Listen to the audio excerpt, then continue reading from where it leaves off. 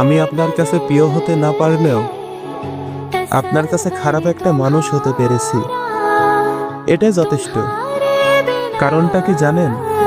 আপনি অন্তত বুঝতে পেরেছেন যে আমি আপনাকে পছন্দ করি, আপনাকে আমি ভালোবাসি।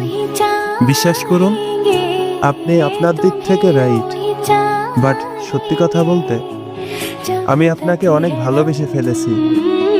আপনাকে আমার অনেক ভালো লাগে, আপনাকে আমার নিজের করে পাওয়ার খুব ইচ্ছা আমার। আপনাকে যদি পেয়ে যেতাম তাহলে এই পৃথিবীতে আমার থেকে বেশি খুশি আর কেউ হতো না।